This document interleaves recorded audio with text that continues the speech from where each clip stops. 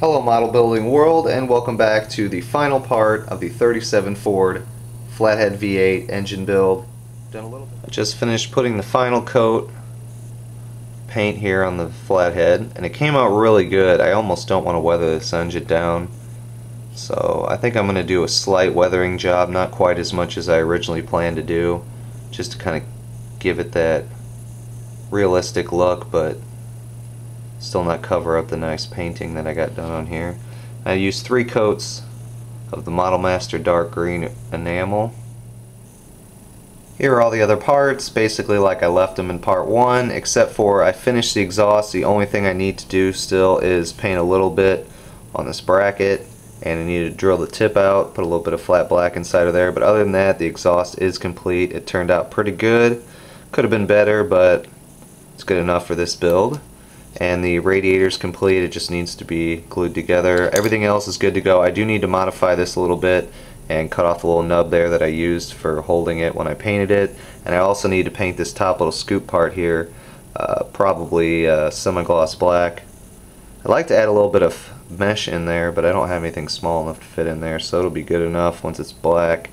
But basically this is the fuel pump and crankcase breather assembly from what I've read online. I believe that's correct.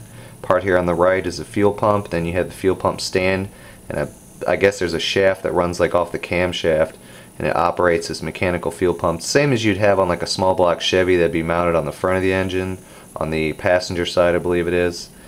And then you have the breather stand here, which on most later engines I believe would be mounted in the front as well.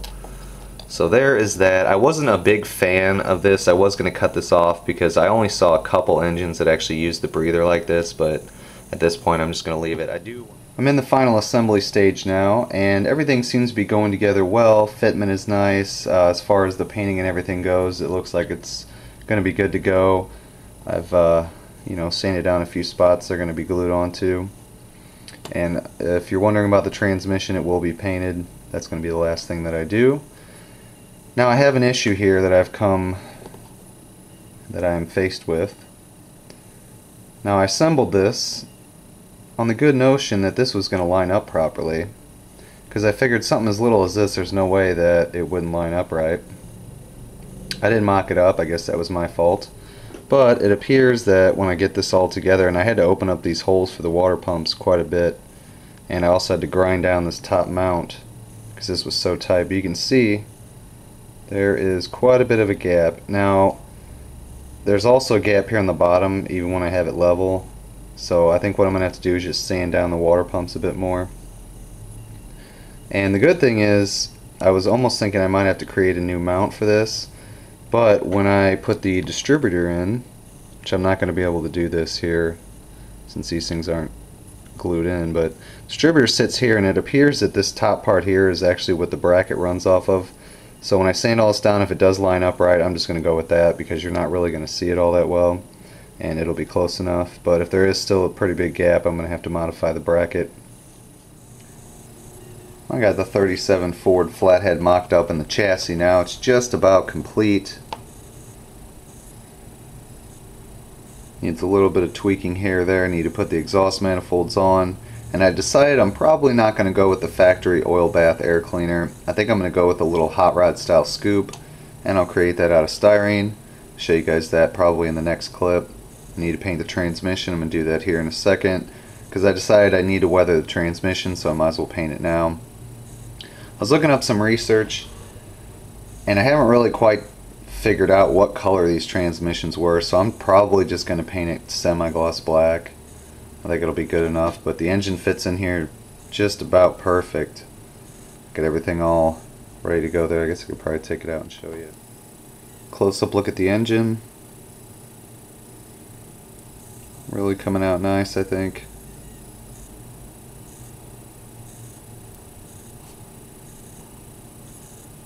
Had this all glued up last night. I need to put the exhaust manifolds on, but I want to give it the look like they redid the exhaust but haven't done anything to the engine yet, so I'm probably going to weather it a bit and then put the exhaust on and then do the final weathering.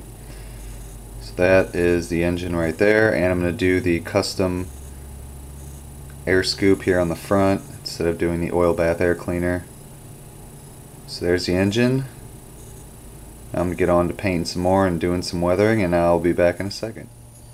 Here's a final look at the Flathead V8 engine for my 1937 Ford sedan delivery shop truck. It has been painted, weathered, detailed to the extent that it needs to be. This truck will be used in a diorama, so I did not do plug wires or any other thing like that, but I did want to make it look as realistic as possible using the kit supplied parts. You will notice that there are a few things missing, and these parts will be added upon final assembly of the chassis, but this is the main engine itself. It is fully complete, so I just wanted to give you guys a close-up look at it here. And you can see basically I painted it in the dark green, and I just did a few washes over it. This side came out quite a bit darker than the other side, but I wanted to do it like that because I wanted to give it to a realistic asymmetrical look, because when things get dirty and they get greasy, it's never the same in any part. Painted the transmission the semi-gloss black. Everything is on there except for the fan and the radiator hoses and my custom air scoop that I'm gonna redo. It didn't quite come out like I wanted it to. I think the engine overall came out very nice. The black wash certainly helped add a lot of detail to it.